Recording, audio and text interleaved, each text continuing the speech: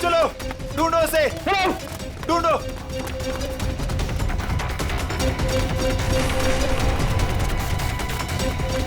मिला क्या चोर? नहीं मिला। मिला? नहीं मिला। ढूंढो उसे, बच के निकलना नहीं चाहिए हमारी शॉल से। हाँ चलो चलो चलो।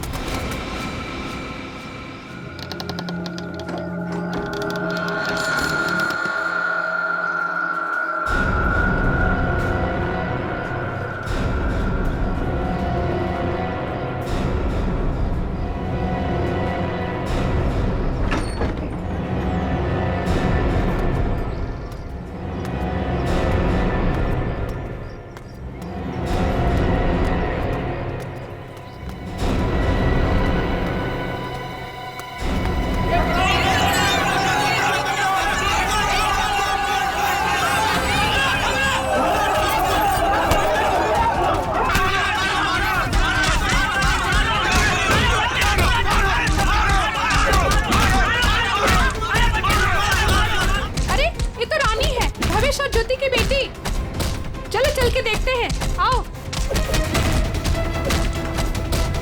भावेश, ज्योति।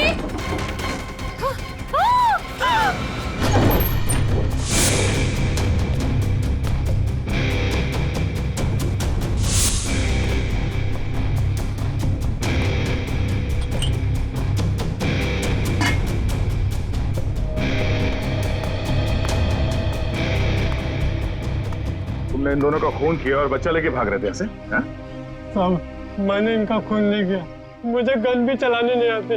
मैं 2 दिन से भूखा था साहब। सुबह एक घर से खाना चुराया था, लेकिन भीड़ मेरे पीछे पड़ गई तो भीड़ से बचने के लिए इस घर में छुप गया था साहब। इसकी तलाशी ली?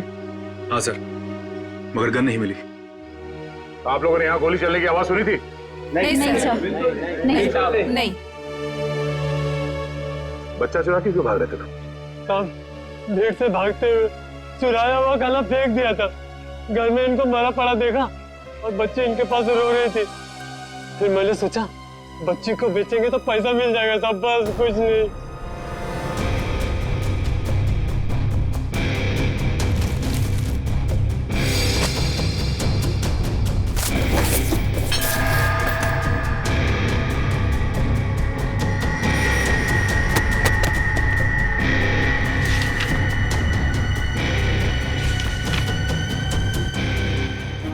ये झूठ बोल रहा है, इसी ने खून किया है। इसे हमारे हवाले कर दीजिए, हम इसे सबक सिखाएंगे। हमारे हवाले कर दीजिए, हम इसे सबक सिखाएंगे। नहीं साहब, नहीं, ये लोग मुझे मार डालेंगे साहब। नहीं, मुझे माफ कर दो साहब। तुमने बच्चा चुराने की जो गलत हरकत की है ना, इसकी सजा तो यही है कि मैं तुम्हें इन लोगों को, मगर मैं ऐसा नहीं करूंगा। कोई इसे हाथ नहीं लगाएगा। इसकी एक ही सजा इसे कानून देगा। आने के कुछ मिला? ऋषि नाम के एक बच्चे का मेडिकल रिपोर्ट मिला है, तबीयत काफी खराब है। ऋषि? हाँ सर, 10 साल का है।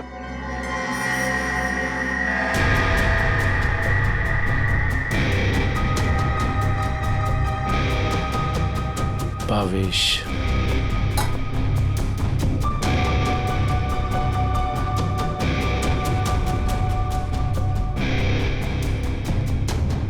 सर। हाँ रोशन? सर, ये 3 चाय के कप मिले। इसमें से 2 कप भावेश और ज्योति के हो सकते हैं और ये तीसरा कप किसी मन्नू का हो सकता है, क्योंकि ये जो टिफिन है इस पे भावेश का नाम लिखा है। लेकिन इस टिफिन पे मन्नू का नाम लिखा है। मन्नू बच्चे को रोने क्या?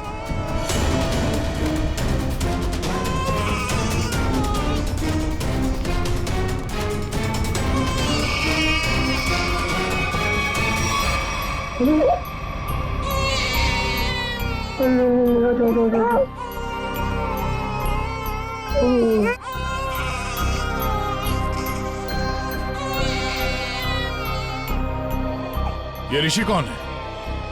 भावेश और ज्योति का बड़ा बेटा है सर। कितने बच्चे हैं उनके? सर भावेश और ज्योति के 2 बच्चे हैं। ऋषि 10 साल का बेटा जो हॉस्पिटल में भर्ती है, और ये बेटी रानी। सिर्फ 2 बच्चे? हाँ सर। क्यों? तो फिर ये बच्चा किसका है?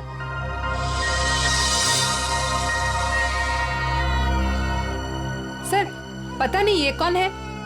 सर भावेश और ज्योति 6 महीने पहले यहाँ रहने आए थे, तब ऋषि और रानी ही उनके साथ थे। तो ये बच्चा कहाँ से आया? अच्छा, ये बच्चा चाल में से किसी का तो नहीं? नहीं सर, नहीं सर। ये क्या चक्कर है? कोई और इनके साथ रहता है इनके परिवार में? सर ज्योति की एक बहन है मधु, वो आती थी यहाँ पर। आप लोग किसी मन्नू नाम के आदमी को जानते हैं? मन्नू? नहीं साहब, इस नाम का कोई भी आदमी इस चाल में नहीं रहता। अच्छा, ये भावेश काम कहाँ करता था? सर दिहाड़ी का मजदूर था भावेश। रोज काम के लिए चौराहे पे खड़ा रहता था। जहाँ भी काम मिल जाता वहीं चला जाता। सर कहीं ये मन्नू भावेश के साथ तो काम नहीं करता था? सर ये बच्चा कौन है ये कैसे पता चलेगा? दुष्यंत, एक काम करो, पता करो किसी बच्चे की मिसिंग होने की रिपोर्ट लिखवाई गई है क्या, और पूर्वी भावेश और ज्योति के घर वालों को कांटेक्ट करो।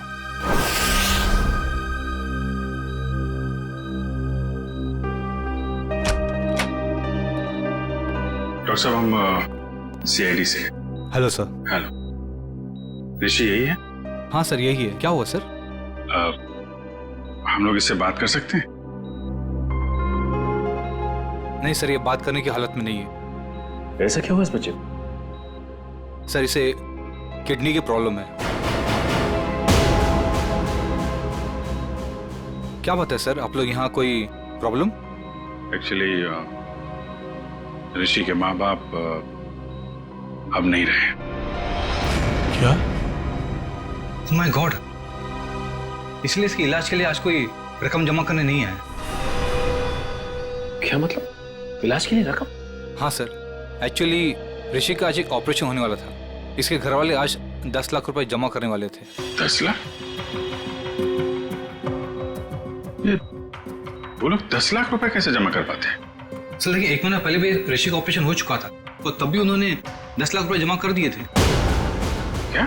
और सर इस ऑपरेशन के लिए भी उन्होंने पैसों का इंतजाम कर दिया था। मैं उन्हीं का वेट कर रहा था। सर आज मुझे इसे किसी भी हालत में ऑपरेशन करना पड़ेगा, वरना इसकी जान को खतरा है सर।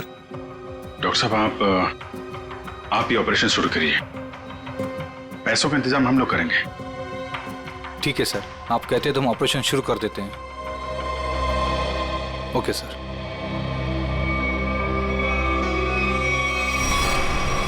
घबराओ मत ऋषि, कुछ नहीं होगा तुम्हें। सर एक बात समझ में नहीं आई कि भावेश के पास इतने सारे पैसे आए कहां से? वही तो 20 लाख। अगर 20 लाख उनके पास थे तो बाकी के 10 लाख कहाँ गए? घर पे तो पैसे मिले नहीं। वो जा बेटा, क्यों इतना रो रही है? किसने तेरे को परेशान किया? अरे बेटा प्लीज रोना बंद हो जा, प्लीज। देख, अगर तू रोना बंद नहीं करेगी ना तो फिर मैं रोना चालू हो जाऊंगा।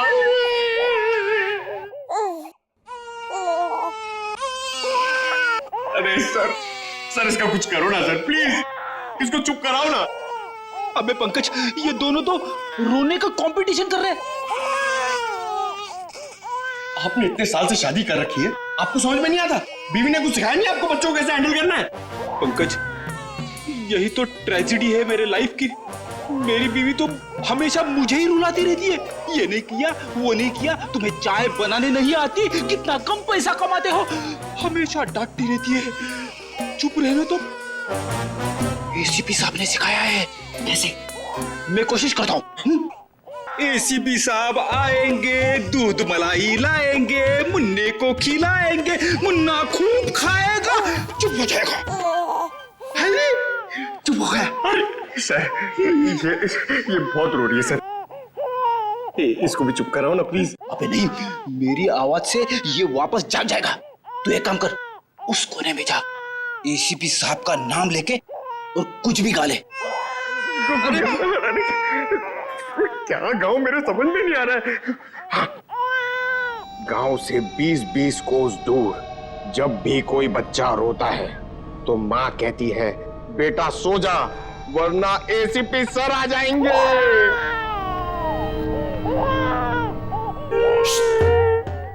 तुम क्यों रो रहे हो? बच्चा। अरे सर परेशान कर दिया बच्चों ने। सर मैं रोता हूं ना तो चुप हो जाती है। हे भगवान। पंकज, जो बच्चों को संभालेगा वो दुनिया में किसी को भी संभाल सकता है, समझे? फ्रेडी को देखो। सर ऋषि के इलाज के लिए हमारे डिपार्टमेंट के जितने भी ऑफिसर हैं, सबने मदद करने के लिए बोला है सर।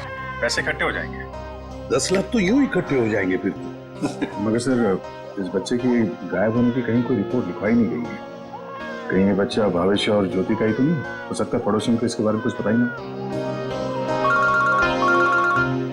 सालुंखे का। हाँ सालुंखे बता। अच्छा तो ठीक है, ये बच्चा भावेश ज्योति का नहीं है। सालुंखे कह रहा है कि डीएनए मैच नहीं हो रहा। तो फिर ये बच्चा है कौन सर? और भावेश के घर में कैसे पहुंचा सर? कहीं ऐसा तो नहीं अभिजीत कि भावेश ज्योति ने अपने बच्चे के ऑपरेशन के पैसे के लिए तो बच्चे को अगवा कर लिया? सर पता करना पड़ेगा कि ये बच्चा कौन से हॉस्पिटल में पैदा हुआ है, वहां से शायद इसके माँ बाप के बारे में कुछ पता कर सकते हैं। हाँ सर बच्ची का नाम तो पता है रानी, बच्चे का नाम रखना पड़ेगा सर कुछ तो। अच्छा नाम आ रहा है दिमाग में। क्या सर? पार्थ। हाँ पार्थ तो बहुत अच्छा नाम है ना? पार्थ। फ्रेडी तुम्हारा बच्चा क्यों रो रहा है? अरे सर आपने इसका नाम लिया और ये रो पड़ा। मैंने इसे कहा था कि आप दूध मलाई लाएंगे। दूध मलाई? अब मेरे लिए नहीं सर, इसके लिए। रेडी सर, मैं ले आई। अरे पूर्वी अच्छा किया तुमने, बच्चे को गोद में खिला खिला के मेरे पसीने छूट गए। लाइए मैं देखती हूँ।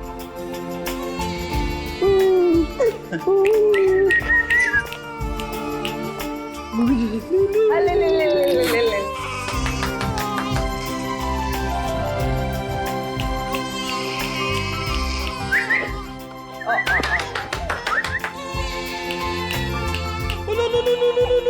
सर, आपको पसीना नहीं आया? बच्चे ने सूसू किया है।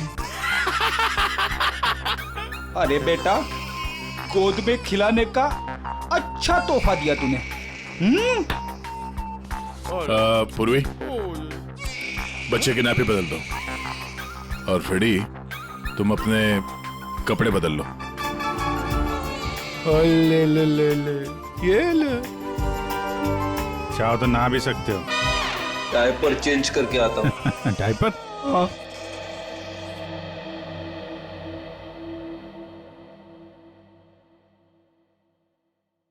ये तो मन्नू का डब्बा है, नाम भी लिखा है उसका। आपकी साइड पर छूट गया था क्या? नहीं, मन्नू ने जहाँ खून किया था वहां छूट गया। मन्नू ने खून किया था? नहीं नहीं साहब। भावेश और उसकी पत्नी का खून हो गया और ये मन्नू उस वक्त उनके घर में था। हे भगवान, इसलिए भावेश आज काम पर नहीं आया।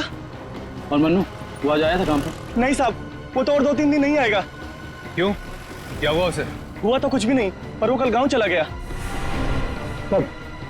कल दोपहर में मिला था मुझे। नहीं यार, मैं जल्दी में हूँ, मुझे गांव जाना है, जरूरी काम है। मैं जरूरी मिलता हूँ। अरे सुन, सुन तो ले।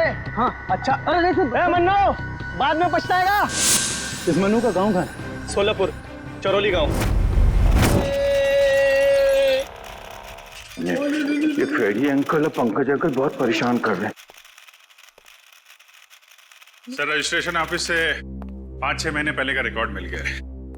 अप्रैल मई में करीब 7,946 बच्चे पैदा हुए थे, जिसमें से 3,902 बच्चे तो लड़के हैं सर। और उनके परिवार वाले?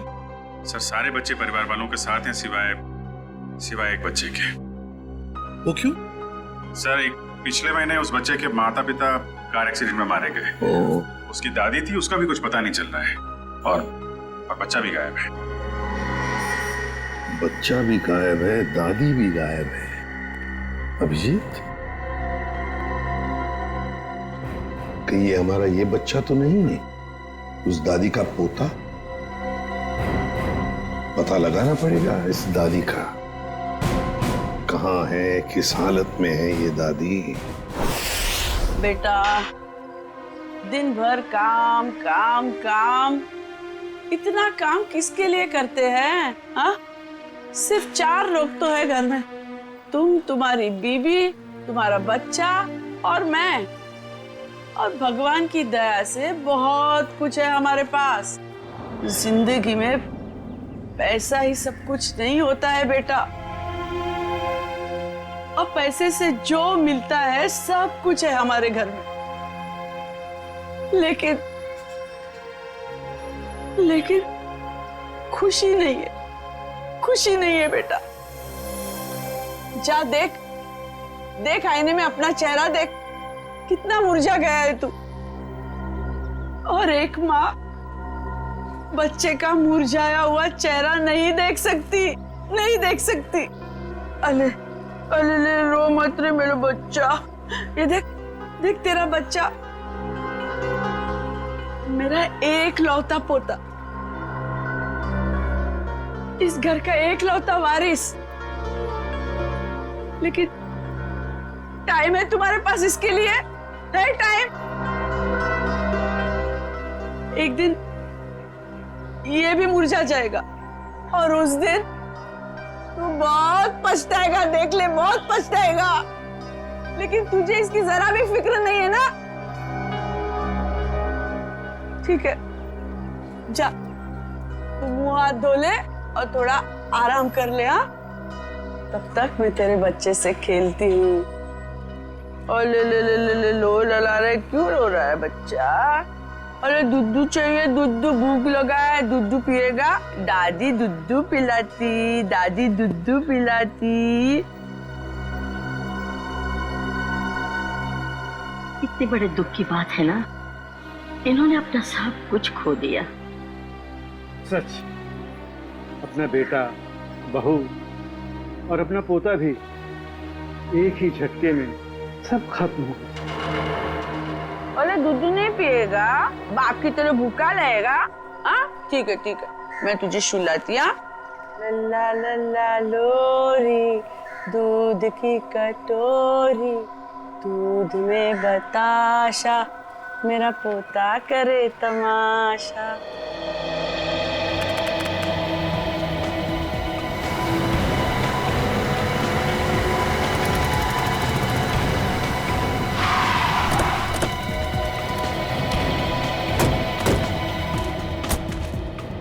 चरौली गांव तो यही है।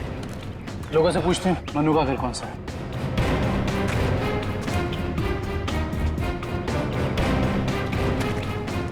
भाई साहब, ये रास्ता मनु के घर की तरफ जाता है। मनु साहब, वो रहा मनु।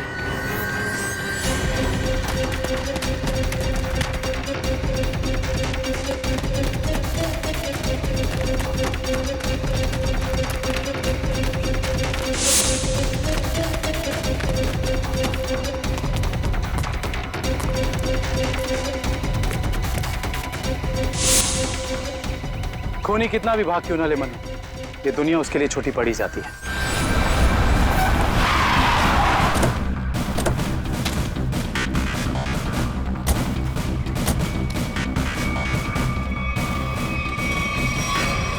आइए सर। सर सावित्री देवी की दिमागी हालत बहुत खराब है। वो हमेशा खोई खोई रहती है, कभी तो खूब हंसती है और कभी चिल्ला चिल्ला कर रोने लगती है।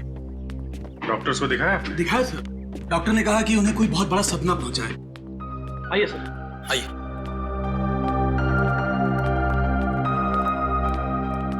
सर ये रही सावित्री देवी।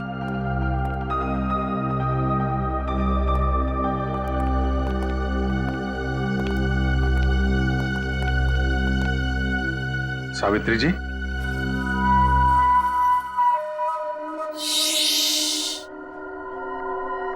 मेरा लाल सो रहा है।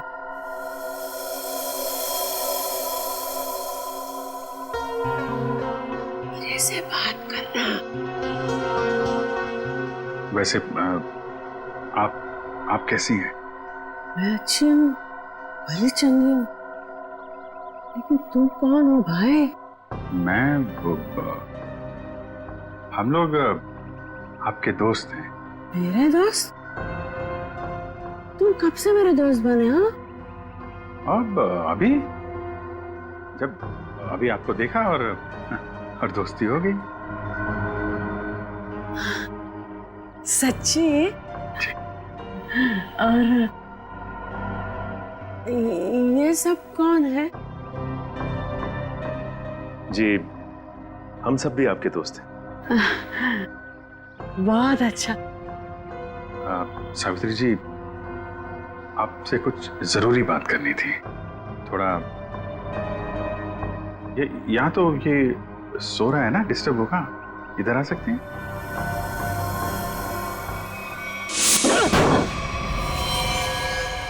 साहब, ना तो मैंने भावेश और उसकी बेबी को मारा है और ना ही मुझे उन 10 लाख रुपए के बारे में कुछ पता है। झूठ बोल रहा है तू मनु। तू भावेश के घर गया और वहां तूने उसका खून किया। उसके बाद तूने 10 लाख रुपए चुराए और इसी दौरान तेरा खाने का टिफिन वहां छूट गया। खून तू नहीं किया मनु, पैसों की लालच में। नहीं साहब, मैं मानता हूँ कल रात मैं उसके घर गया था। वो मेरा जिगरी दोस्त था साहब। कल रात मैंने उसके साथ चाय भी पी थी, लेकिन गलती से मैं उसके घर अपना टिफिन भूल गया था साहब। रास्ते में मुझे याद आया, मैं तुरंत उसके घर टिफिन लेने गया। मैं जैसे उसके घर के बाहर पहुंचा, अंदर से चीखने की आवाजें आ रही थी। खिड़की से झांक के अंदर देखा तो अंदर एक आदमी भावेश और उसकी बीबी के सामने बंदूक तान कर खड़ा था और फिर उसने गोली चला दी और फिर डर के मारे मेरी चीख निकल गई साहब। मुझे लगा उस आदमी ने मुझे देख लिया, कहीं वो मुझे भी ना मार दे, इसीलिए मैं शहर से भागकर यहाँ आ गया साहब। तुमने उस आदमी का चेहरा देखा था? नहीं साहब, उसकी पीठ मेरी तरफ थी, इसलिए मैं उसका चेहरा ठीक से देख नहीं पाया। इतना बड़ा हादसा हो गया मनु, और तूने सीआईडी को बताना जरूरी नहीं समझा। जानता है ना, ये भी एक बहुत बड़ा जुर्म है। ब्यूरो ले चलो इसे।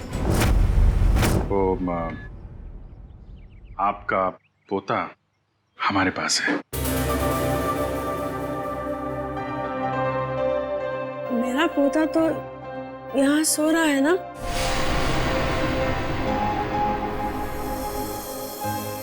झूठी खबर। सावित्री जी, हम इसकी बात नहीं कर रहे। ये तो खिलौना है। आपके असली पोते की बात कर रहे हैं। जी हाँ, आपके बेटे का बेटा। याद है आपको?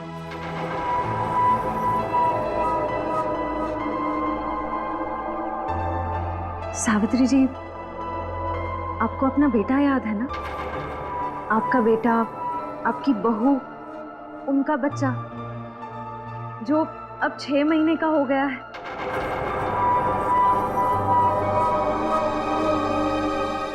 याद आया? सावित्री, याद करो। ये लोग उसकी बात कर रहे हैं जैसे तुम कलेजे का टुकड़ा कहकर याद किया करती हो। तुम्हारा लाडला, तुम्हारा पोता सावित्री, याद करो। हाँ सावित्री, कुछ याद आया? तुमने कहा था ना कि वो तुम्हारे बुढ़ापे की लाठी है, तुम्हारे घर का उजाला है। याद करो सावित्री।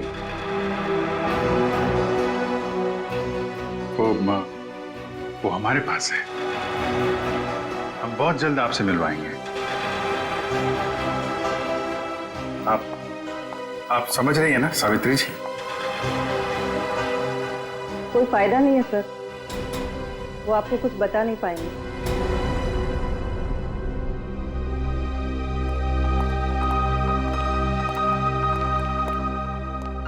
देखिए, हमारा ये जानना बहुत जरूरी है कि सावित्री जी के साथ ऐसा क्यों हुआ और इनके पोते का क्या हुआ। उसको तो शायद अगवा कर लिया गया था। इनसे 20 लाख रुपए भी मांगे गए थे, लेकिन इनके परिवार में तो कोई भी नहीं है। इनके बहू और बेटे की दोनों की एक एक्सीडेंट में मौत हो चुकी है। घर भी बिक चुका है। ये खुद इस सदमे से अभी तक बाहर नहीं निकली है। बहुत बुरा हाल है इनका। Thank you very much.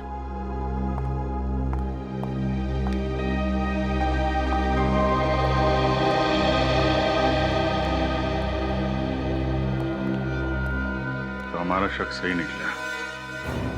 Bhavesh और ज्योति ने इनके पोते को किडनैप किया 20 लाख रुपए के लिए, ताकि उन पैसों से वो अपने बेटे ऋषि का इलाज करवा सके। हाँ सर, लेकिन सर ये 10 लाख रुपए कहाँ गए? कौन ले गए ये पैसे? और फिर भावेश और ज्योति का खून किसने किया? रानी बिटिया, अब अपने घर चली जाओगी? हमको छोड़कर जाओगी? की बहुत याद आएगी सर, और इसके बिना ये बात भी अकेला पड़ जाएगा। हाँ, बहुत कम दिनों में घुल मिल गई एकदम। कोई बात नहीं, हम लोग मिलने जाएंगे इससे, इसके फ्रेडी अंकल और पंकज अंकल को साथ में लेके। अरे साहब, किसने मारा मेरे बहन भाई को? मैं तो लुट गई, बर्बाद हो गई। आप लोग उसका नाम बताइए, मैं उसे जिंदा नहीं छोड़ूंगी। चुप, शांत हो जाइए। खूनी को हम ढूंढ रहे हैं, आप शांत हो जाइए। अरे कैसे शांत हो जाओ सर? मैंने तो सोचा था कि अब तक आप लोगों ने खूनी को ढूंढ लिया होगा, पर आप लोगों ने मुझे यहाँ बुलाया क्यों है? देखिए, इस रानी बच्ची को आपको सौंपने के लिए यहाँ पर हमने बुलाया। क्यों? मैं क्या करूंगी इसका? बच्चे के माँ बाप मर चुके हैं, आप इसकी मौसी है, ये भतीजी है आपकी, और आपके अलावा कौन सा आ रहा है इसका? अरे काहे की मौसी और काहे की भतीजी?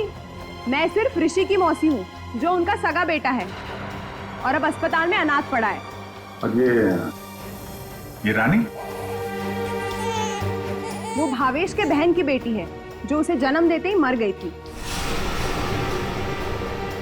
तो पाल रहे थे भावेश और ज्योति से। भावेश की बहन की बेटी? हाँ जी। तो फिर इस बच्ची के आप रिश्तेदार हो, आपसे बेहतर कौन संभाल सकता है इस बच्ची को? अरे सर, आजकल महंगाई के जमाने में अपने बच्चों को पालना पोसना बहुत मुश्किल है। इन्हें कैसे पालूं मैं? आप कहीं कोई बहाना तो नहीं बना रही ताकि बच्ची को ना ले जाना पड़े? देखिए साहब, झूठ बोले कौवा काटे। अगर आप लोगों को मेरी बात का यकीन नहीं है तो ग्रीन रूट अस्पताल में जाके पता कर लीजिए। 26 अप्रैल को ये पैदा हुई थी वहाँ पे। एक मिनट। 26 अप्रैल को उसी हॉस्पिटल में, ग्रीन रूट हॉस्पिटल में पार्थ भी तो पैदा हुआ था 6 महीने पहले। हैं? ये कौन है? नहीं, कुछ नहीं, वो आपके मतलब की बात नहीं है। देखिए सर, आप लोग बार बार मुझे यहाँ बुला के तंग मत कीजिए। अब आप देख लीजिए इन बच्चों का क्या करना है। मैं चलती हूँ।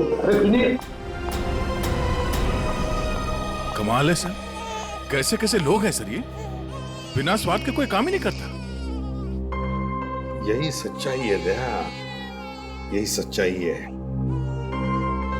सर, ये कैसे संयोग है? ये दोनों बच्चे एक ही दिन एक ही हॉस्पिटल में पैदा हुए।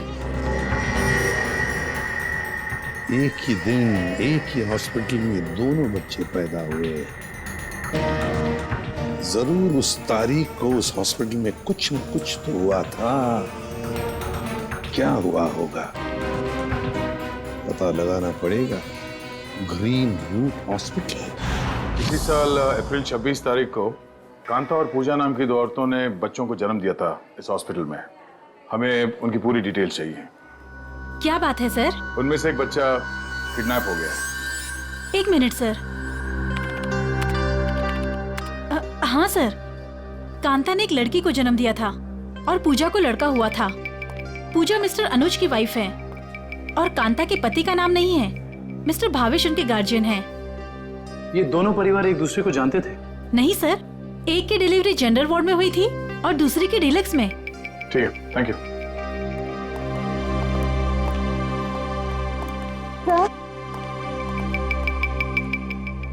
मैं आपको उन बच्चों के बारे में कुछ बताना चाहती हूँ।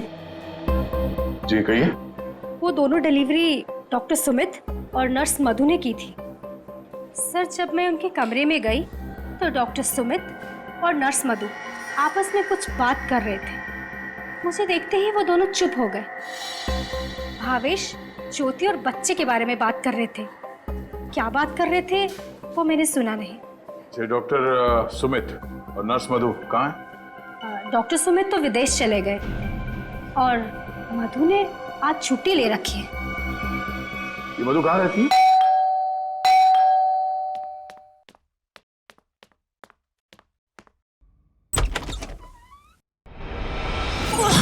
कौन हो तुम? हाँ? कौन हो तुम?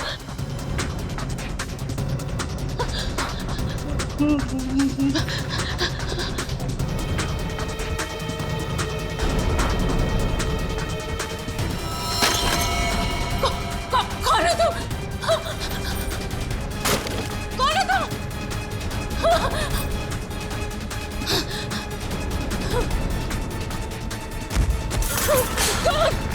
कौन हो तुम? बचा,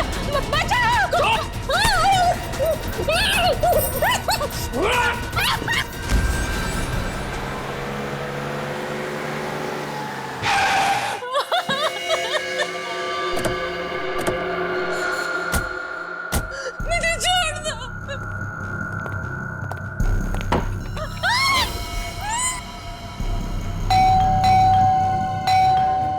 बस दरवाजा क्यों नहीं खोल रही है?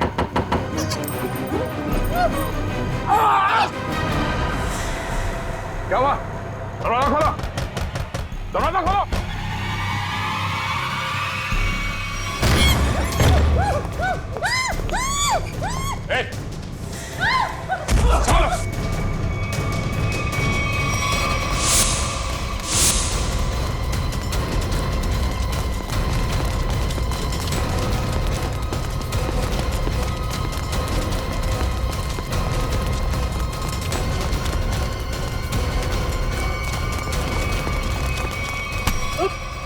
बस बस।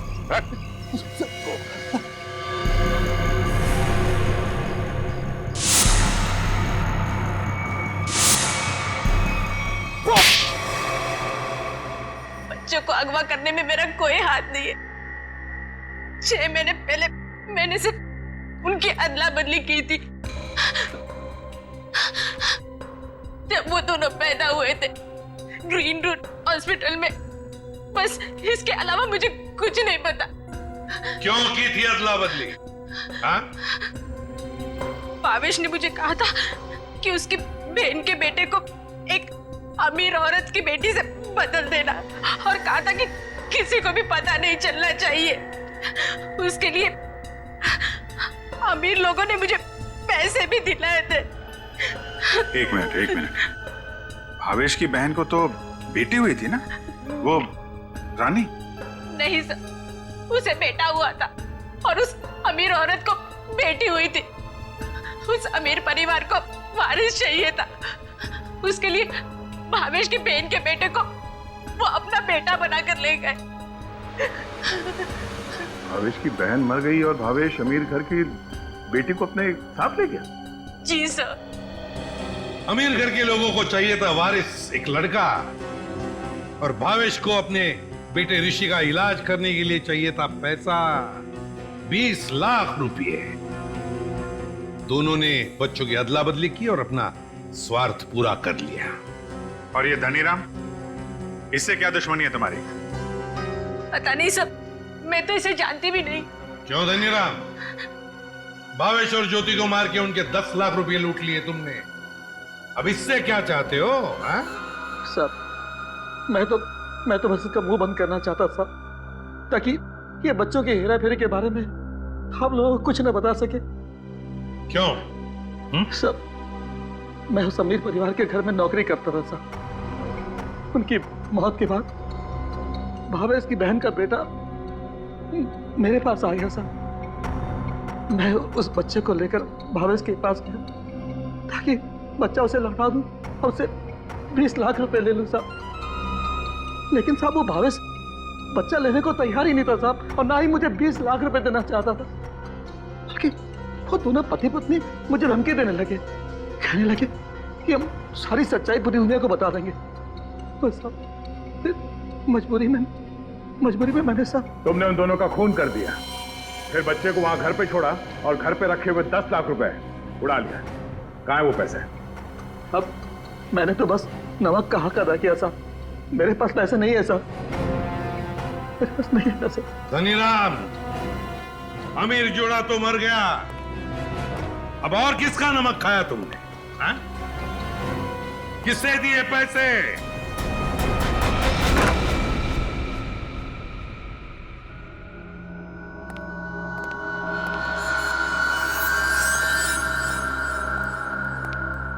क्यों किया आपने ये सब? देखिए, हमें सब कुछ पता चल चुका है, चुप रहने से कोई फायदा नहीं। हम समझ सकते हैं कि इस उम्र में जिंदगी से जूझना मुश्किल हो जाता है, लेकिन गुनाह तो गुनाह है ना। आपकी उम्र आराम से जिंदगी गुजारने की है, मगर आपने जो गुनाह किया है उसकी सजा तो आपको भुगतनी ही पड़ेगी। अफसोस गुनाह करने से पहले करना चाहिए था। अब चुप रहने से आपके गुनाह मिट नहीं सकते, आपको हमारे साथ चलना पड़ेगा।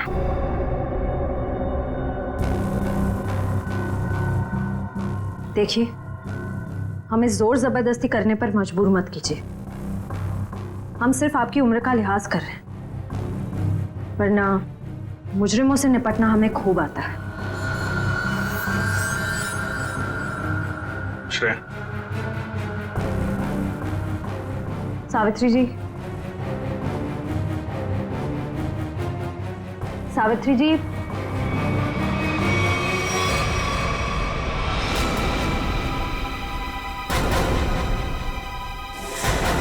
ये तो मर चुकी है। हाँ? यहाँ पे कुछ है।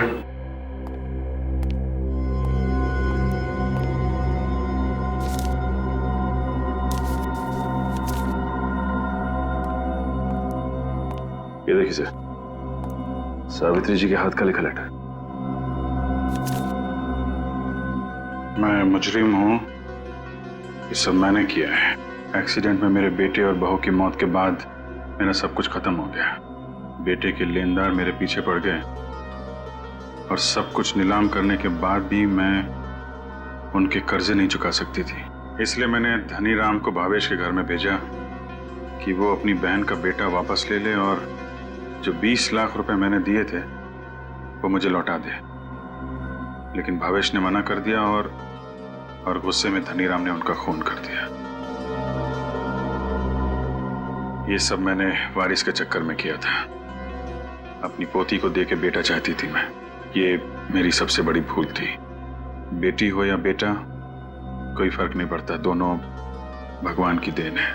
मैं ऐसी शर्मनाक जिंदगी नहीं जी सकती, इसलिए मैं खुदकुशी कर रही हूं। हो सके तो मुझे माफ कर देना सावित्री।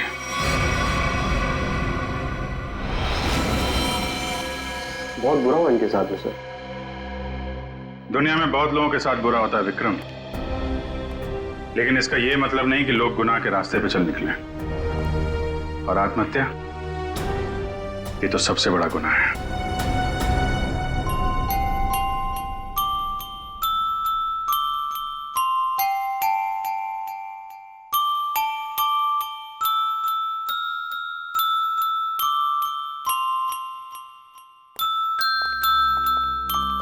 आप लोग प्लीज थोड़ी देर यहीं रुकिएगा।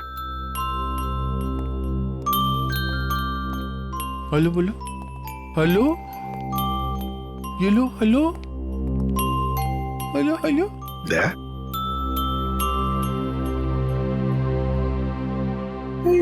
क्या वो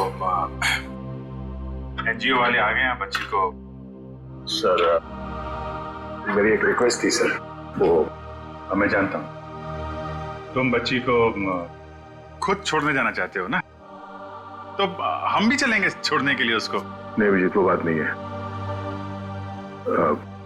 सर मुझे दया, जरा सोचो। बच्ची को हम भी रखना चाहते हैं, रोज हर रोज उसके साथ खेलना चाहते हैं, देखेंगे हम उसको, लेकिन हम उसकी अच्छी तरह से परवरिश नहीं कर पाएंगे। ये बच्ची एनजीओ में जाएगी तो बाकी बच्चों के साथ बड़ी होगी, सीखेगी, है ना? इसके फ्यूचर का भी हमें सोचना चाहिए।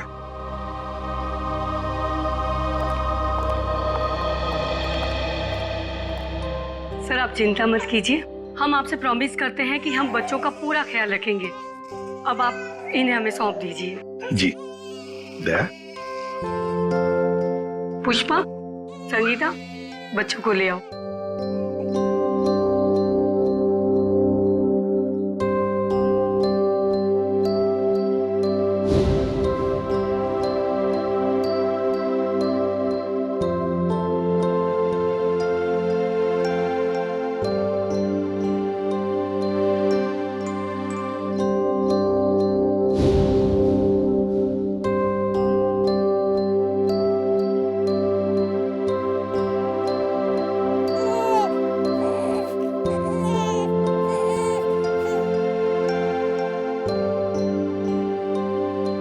सर हम ऋषि की भी पूरी जिम्मेदारी उठाने को तैयार है। उसकी हर सुविधा का हम ख्याल रखेंगे। पता है मुझे, लेकिन देखिए ऋषि के इलाज के सारा खर्चा सीआईडी उठाएगी। ओके जी थैंक यू। Thank you.